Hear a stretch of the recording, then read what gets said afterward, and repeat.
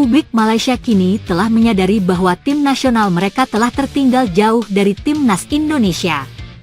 Seperti diketahui, baru-baru ini, timnas U17 Indonesia berhasil mencatatkan sejarah dengan lolos ke Piala Dunia U17 melalui jalur prestasi setelah sebelumnya bertindak sebagai tuan rumah. Di Piala Asia U17 2025, timnas U17 Indonesia tergabung di grup C bersama Korea Selatan, Yaman, dan Afghanistan. Memainkan pertandingan pembuka kontra Korea Selatan, tim besutan Nova Arianto secara mengejutkan mampu meraih kemenangan dengan skor tipis 1-0. Gol kemenangan timnas U17 Indonesia itu dicetak oleh Evandra Florasta melalui eksekusi penalti di menit 92. Kemudian, di pertandingan kedua, skuad muda Garuda sukses menggilas Yaman dengan skor 4-1. Berkat dua kemenangan tersebut, timnas U17 Indonesia telah memastikan tempatnya di babak perempat final Piala Asia U17 2025. Tak hanya itu, kelolosan dari fase grup Piala Asia U17 2015 juga sekaligus akan mendapatkan tiket otomatis ke Piala Dunia U17 2025 di Qatar. Kesuksesan Indonesia tak hanya ditunjukkan di level usia muda, tim senior saat ini juga sedang berjuang untuk meraih tiket ke Piala Dunia 2026. Menariknya, timnas Indonesia merupakan satu-satunya perwakilan negara Asia Tenggara yang berhasil melaju hingga kualifikasi putaran ketiga. Dalam putaran 3 kualifikasi Piala Dunia 2026, timnas Indonesia tergabung di grup C bersama Jepang, Australia, Arab Saudi, Bahrain, dan Cina. Sejauh ini, hingga pertandingan ke-8, Jepang menjadi tim pertama yang mendapatkan tiket langsung ke Piala Dunia 2026. Tim besutan Hajime Moriyasu memantapkan posisinya sebagai juara grup C.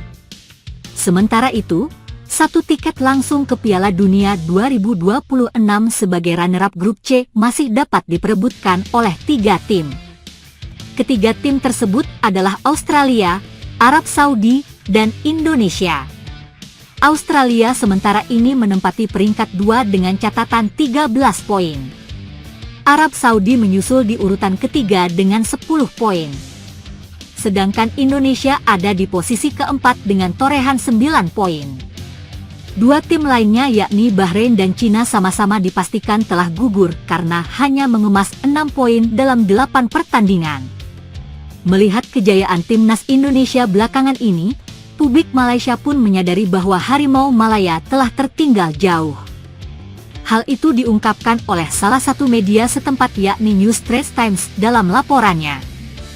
Kita dulu mengatakan bahwa sepak bola Malaysia lebih maju dari Indonesia. Sekarang tidak lagi, tulis New Straits Times. Kebenaran yang menyedihkan adalah Malaysia telah tertinggal jauh dari tetangganya dalam pengembangan sepak bola dalam beberapa tahun terakhir. Dan sekarang pengingat yang menyedihkan. Kualifikasi Indonesia kemarin untuk Piala Dunia U17 Qatar 2025 telah menciptakan kehebohan di seluruh wilayah. Hal itu datang dari negara yang diskors oleh FIFA kurang dari 1 dekade lalu. Kabar mengejutkan datang dari dunia sepak bola Asia. Mantan pelatih timnas Indonesia, Shin Tae-yong, secara resmi telah ditunjuk menjadi salah satu dari 5 wakil presiden sepak bola Korea Selatan, KFA. Penunjukan ini dilakukan oleh Presiden Asosiasi Sepak Bola Korea, KFA, Cho Mong-gyu, dalam restrukturisasi Komite Eksekutif KFA yang baru dibentuk. Langkah ini menandai babak baru dalam perjalanan karir Shin Tae-yong, yang sebelumnya dikenal luas karena jasanya dalam membangun fondasi sepak bola Indonesia. Menurut laporan dari media Korea ternama, Korea Jungang Daily, KFA baru saja membentuk komite eksekutif yang terdiri dari 27 anggota.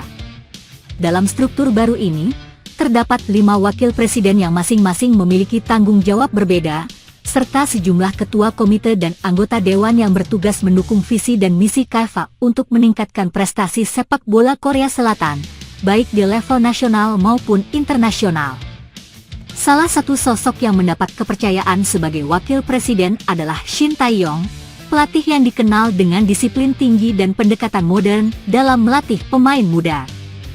Penunjukan ini menjadi bukti bahwa pengalaman dan kontribusi STI selama melatih di berbagai level, termasuk timnas Korea Selatan dan Indonesia, sangat dihargai oleh negaranya sendiri. Selain Shin Tae-yong, KAFA juga menunjuk mantan pelatih timnas Vietnam, Park Hang-seo, untuk posisi wakil presiden. Ini menjadi sorotan karena kedua pelatih ini sebelumnya dikenal sebagai rival di Asia Tenggara, namun kini justru akan bekerja sama dalam satu payung organisasi besar KAFA. Dalam posisi barunya, Shin Tae-yong akan bertanggung jawab dalam mendukung tim nasional Korea Selatan dan menangani urusan internasional KAFA.